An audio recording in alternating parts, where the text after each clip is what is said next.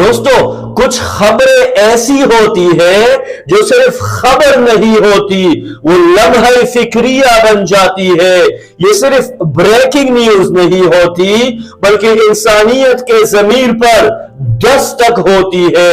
آج ہم جس موضوع پر بات کرنے جا رہے ہیں وہ کوئی عام ڈیل نہیں، یہ کوئی سادہ انرجی ایگریمنٹ نہیں، بلکہ یہ ضمیر، اقتدار اور اخلاقیات کا امتحان ہے۔ ایک طرف ملبے کے نیچے دبتے ہوئے بچے، چیختی ہوئی مائیں، جلتے ہوئے ہسپتال اور قبرستان بنتے ہوئے شہر، اور دوسری طرف 35 ارب ڈالر کی business deal, long term contract اور اسٹریٹجک انٹرسٹ۔ یہ تضاد نہیں دوستو، بے حسی کی انتہا ہے۔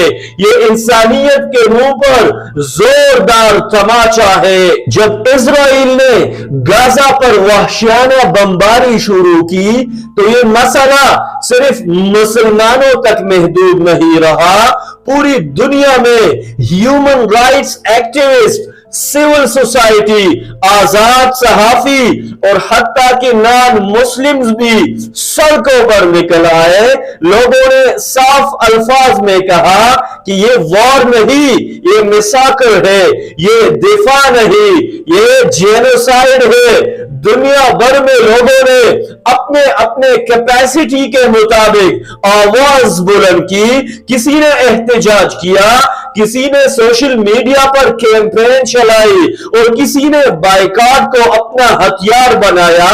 یہ بائیکاٹ کسی سیاسی ایجنڈے کے تحت نہیں تھا بلکہ ایک مورل پریشر تھا تاکہ ہمارے جیبوں سے نکلنے والا پیسہ قاتل ریاست کے ہتھیار نہ بنے۔ لیکن دوستو اتنے دباؤ کے باوجود اسرائیل ٹس سے مس نہیں ہوا۔ کیوں؟ اس لیے کہ ہر دور میں کچھ ایسے لوگ ضرور ہوتے ہیں جن کے لیے پروفٹ، پاور اور کمفرٹ سب سے اہم ہوتی ہے۔ ان کے نزدیک انسانیت ایک آپشن ہوتی ہے، اصول ایک بوجھ ہوتے ہیں اور ضمیر ایک غیر ضروری چیز۔ یہی وہ لوگ تھے جن کے بالکل سامنے لاشیں گر رہی تھی لیکن انہوں نے اپنے بارڈرز بند کر دیے۔ غزہ کے لیے خوراک نہیں، پانی نہیں، میڈیسن نہیں، لیکن اسرائیل کے لیے تجارت کھلی رکھی، ڈیل سائن ہوتی رہی اور سہولت کاری جاری رہی۔ یوں یہ جرم صرف اسرائیل کا نہیں رہا بلکہ اس کے سہولت کاروں کا بھی بن گیا۔ مصری حکومت، جی ہاں مصری حکومت نے اسی دوران اسرائیل کے ساتھ 35 ارب ڈالر کی انرجی ڈیل سائن کی۔ یہ ڈیل سن 2025 سے 2040 یا 45 تک جاری رہے گی، جس کے تحت اسرائیل مصر کو گیس فراہم کرے گا۔ یعنی ایک طرف غزہ جل رہا ہے، بچے بھوک سے مر رہے ہیں، اور دوسری طرف لانگ ٹرم بزنس کانٹریکٹ پر سائنز ہو رہے ہیں۔ یہ کوئی نارمل ٹریڈ نہیں، یہ خون پر تجارت ہے۔